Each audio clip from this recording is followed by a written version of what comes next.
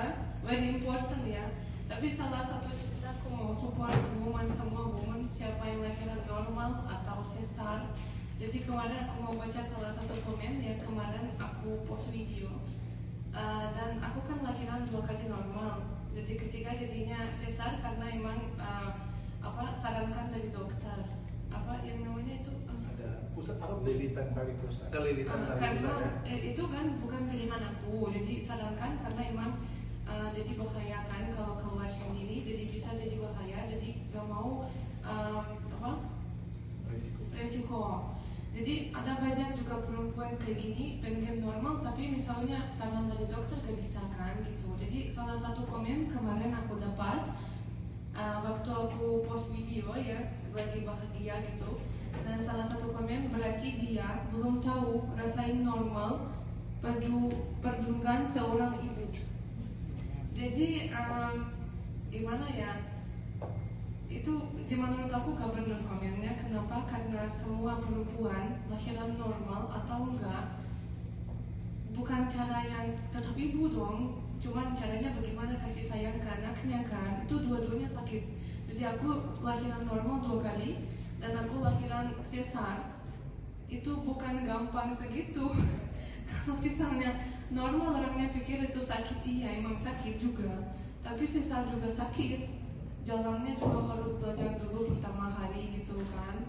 Jadi aku mau support banget woman-woman semua, siapa yang lahiran, jangan masuk hati kalau orangnya bilang kayak gitu, karena ibu itu sudah kuat banget dong lahir anak itu gak gampang.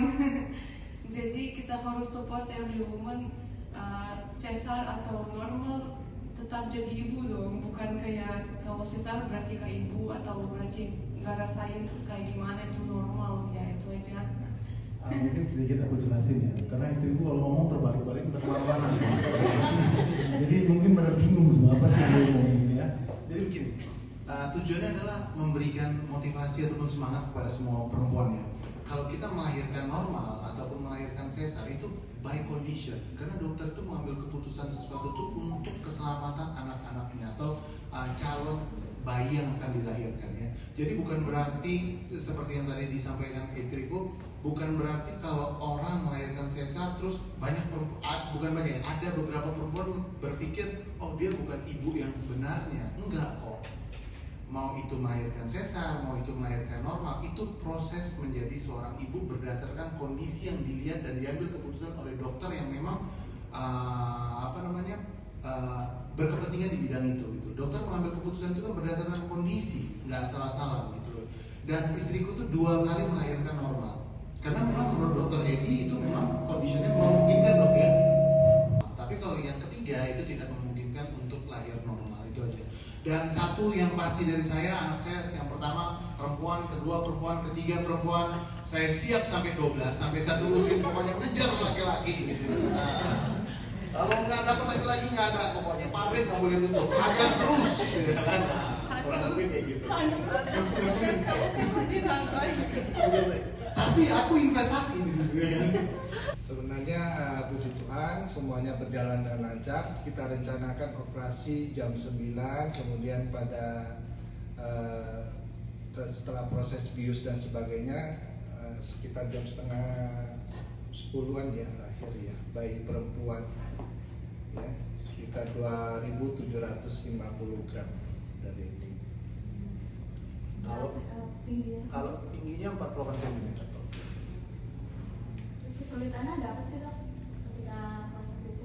Puji Tuhan tidak ada kesulitan. Yang kita takutkan dengan sebenarnya kalau lilitan tali pusat pada saat proses kelahiran normal, kita takut lilitannya pada lehernya bertambah kencang. Jadi bayinya tidak bisa bernapas sehingga mungkin efeknya salah satunya bisa terjadi kerusakan otak, mungkin sampai bayinya meninggal. Jadi kita tahu kan setiap orang tua pasti menginginkan yang terbaik buat bayinya ya. Jadi kalau meskipun beberapa kasus lilitan tali pusat itu bisa lahir normal, tapi kan ada kemungkinan otaknya rusak dan sebagainya. Jadi kita pilih jalan yang paling aman, baik untuk ibu maupun anaknya, sehingga memberikan hasil yang paling bagus. Kalau aku kan dari awal tuh selalu mendampingin kan. nggak menangin. Yang ketiga ini baru diusir sama dokter. Tega banget ya. Padahal temenan baik ya dokter ini. Kenapa diusir dok? Ayo dok. Sebenarnya karena di ruang operasi itu kan kita tempat steril ya, dari ininya kita harus menjaga kesterilan alat-alat dan sebagainya. Toh proses persalinan dan sebagainya kan kita ada dokumentasi juga, saya udah kirimkan ke Pak Robinya juga, dan ini kita harus menjaga semuanya sterilitas ruangan dan sebagainya. Jadi kita ya toh prosesnya cuma sebentar saja, begitu lahir kan udah langsung dikasih ke bapak dan ibunya. Sebenarnya dokter pengen bilang saya itu bakteri. Itu aja sih. Makanya saya nggak steril. Tapi istri gimana, mungkin kan 2 kali didampingi sama Bang Robi kan untuk persalinan. Nah, yang ketiga ini tidak didampingi, mungkin ada rasa cemas atau gimana? Gimana? Oh gitu. Oh awas kok bilang cemas ya. Apa itu maksudnya? Boleh. Oh, kalau lahiran normal sampai sesar. What is your feeling? Ya, aku mau jelasin bedanya gitu. No, not berbeda. When first time and second time I beside you, right? Oh, And third time. the most first time ya paling bangga suaminya. Most first time, right? No. Maksudnya gimana? Ini cikal bakal mau berantem. Ya, maksudnya pertama aku kelahiran aku di samping, kedua aku di samping, ketiga aku tidak di samping. Kok rasanya apa? Gitu. Pura-pura aja gitu. Nah, aku selalu tanya kapan udah bisa jumpa suami, kapan gitu. Jadi tanya terus. Jadi ya kayak beda rasanya kalau suami gak bisa karena aku kan always lah kita jalan-jalan bareng semuanya, dimanapun kita bareng. Aku gak pernah keluar sendiri dari rumah juga tanpa suami. Jadi udah adaptasi banget kita di mana-mana bareng gitu. Tapi waktu itu aku ya kayak gimana sih ini suami di sana aku di sini gitu. Jadi rasa sedikit sedih jadinya.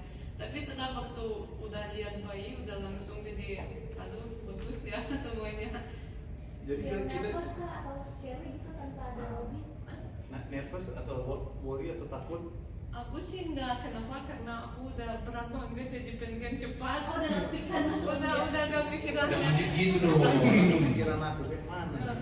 Maksudnya aku bukan nervous tentang operasi ya, tapi kayak pengen aja suami bisa ini pengen sih. Tapi kalau nervous tentang operasi aku gak ada karena udah berat banget, udah pengen cepat, udah pengen lihat bayi cepat gitu. Itu aja. Namanya Javin Shah-Richan.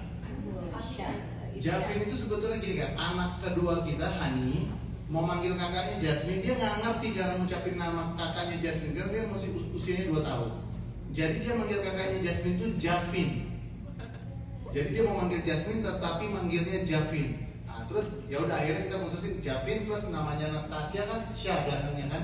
Jadi kita mix Javin Shah-Richan. Kalau Richan memang nama keluarga. Berharap bisa rich itu kaya, tapi itu nggak harus kaya uang. Kita bisa kaya hati, kaya perbuatan. Nah itu sih tujuannya. Berapa lama mempersiapkan nama itu? Apa di kehamilan berapa udah ada nama? Tiba-tiba Ending ya? Hah? jadi nama Javin. Javin jadinya tiba-tiba gara-gara yang Hani panggil Javin aku pikir why not kalau Javin juga bagus kan nama. Yang pertama kan Jasmine ya, kedua Hani, ketiga Z lagi ya, 2 ZH 1. Betul. Itu sebenarnya kalau masalah cemburu anak pertama, kedua, ketiga itu kakak ya, kalau dari menurut saya ya, bagaimana kita mengedukasi anak ya.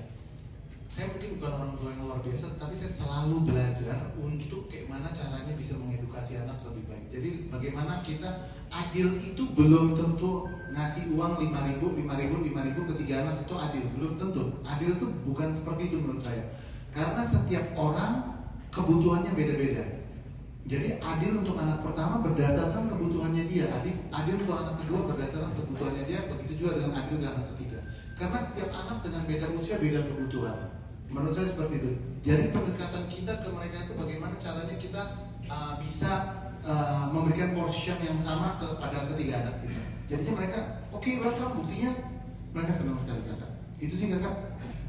Proses menyusuinya seperti apa sih kak pertama kali? Langsung kak. langsung. Semuanya kan menyusui dari pertama. Kan kita selalu memberikan ASI eksklusif kan, ya kan? Supaya irit beli susu. Jadi paling solusi paling baik. Itu juga yang penting, misalnya perempuan kan kadang-kadang habis hamil stres jadi gimana turun berat badan gitu. Jadi menyusui itu sangat bantu. Aku bisa turun badan kayak sekitar 3 bulan aja karena menyusui terus. Jadi pertama kita kasih 1 kali kasih susu ke anak itu kayak keluar banyak kalori kayak udah bikin gym gitu. Makanya di Rusia orang Rusia suka banget kayak maksudnya sedih kalau nggak bisa kasih susu ke anak karena itu juga bagus untuk anak-anak, bagus juga untuk ibunya. Jadi sama-sama bagus gitu. Izin tadi sempat ngomong bahwa punya 3 anak perempuan semua dan mau ngegas terus sampai 12. Betul. Nggak kasihan sama istrinya. Justru sayang lah. Justru sayang sekarang gini. Banyak sekali orang sekarang hidup ya jauh sama anak. Mau ketemu anak minta janji waktu. Ya. Ini paradigmanya harus dirubah sekarang kalau aku melihat ya. Kadang-kadang orang tua itu nanti cuma bisa kasih waktu sama anak cuma di hari Minggu, ya, atau hari-hari tertentu di saat mereka libur, ya. Bukan berarti kesibukan kita itu sampai kita itu bisa tidak bisa memberikan waktu yang maksimal kepada anak. Dan begitu kita punya anak yang banyak dan kita bisa punya waktu yang banyak untuk mereka, artinya kehidupan kita di masa yang akan datang di saat kita tua, kita akan lebih bahagia menurut aku daripada kayak orang-orang sekarang pada banyak orang tua hidupnya berdua laki bini, anak-anaknya entah kemana. Sering sekali aku lihat kayak gitu. Dan aku takut kalau mau jujur perasaan seperti itu. Aku pengen itu selalu nanti udah tua pun ngumpul sama anak-anak. Makanya sekarang tuh selalu bikin YouTube, selalu bikin konten. Tujuan bikin konten tuh bohong kalau nggak cari uang, bohong. Kita cari uang, tetapi itu nomor kesekian. Nomor pertamanya adalah bukti ke mereka ini loh yang kita kerjakan dari dulu, selalu bareng sama anak-anak, selalu punya waktu untuk anak-anak, sesibuk apapun kita kerja. Jadi supaya apa? Di saat kita nanti sudah usia kita sudah lanjut, kita bisa menunjukkan ke mereka dan mereka tuh minimal lebih sayang sama kita, lebih care sama kita, karena kita nggak cuma ngomong ke mereka, ini ada buktinya gitu. Dan aku pengen selalu sampai tua pun bisa barengan dengan anak-anak. Jadi punya anak yang banyak itu bikin bahagia, pasti menurut aku. Ini versi ya. Mungkin kata orang bilang banyak anak banyak rezeki, kalau aku banyak anak banyak bahagia. Kau tahu kita tiap hari melihat anak-anak. Ya? Siap nggak kau dong nggak? Kalau aku siap terus, siap perang, baru tahu.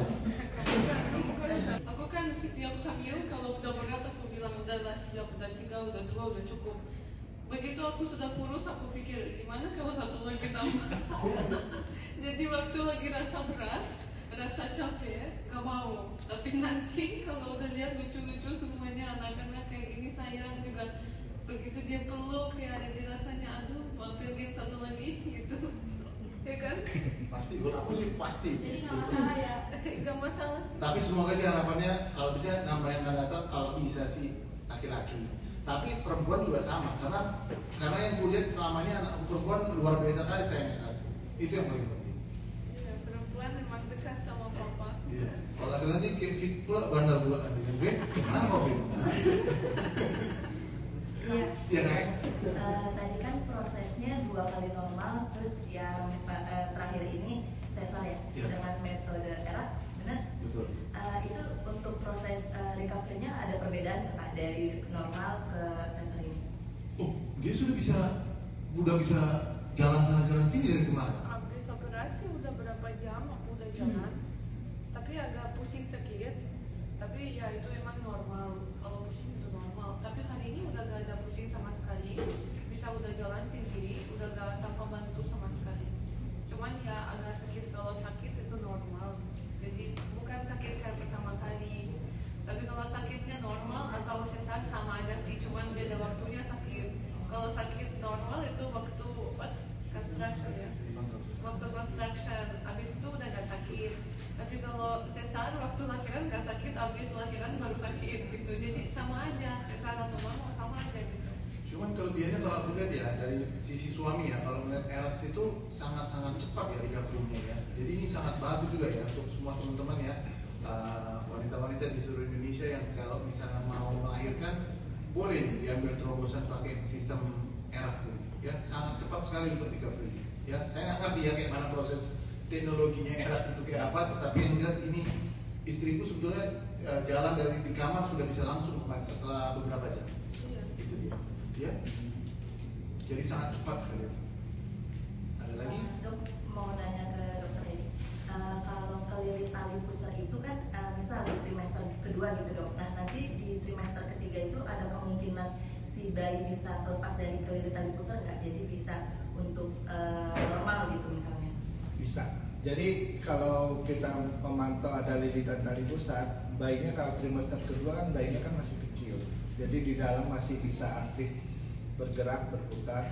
Tapi kalau udah trimester ketiga, udah 34 minggu, umumnya kan bayinya sudah besar. Jadi kemungkinan untuk berubah posisi kan udah lebih kecil.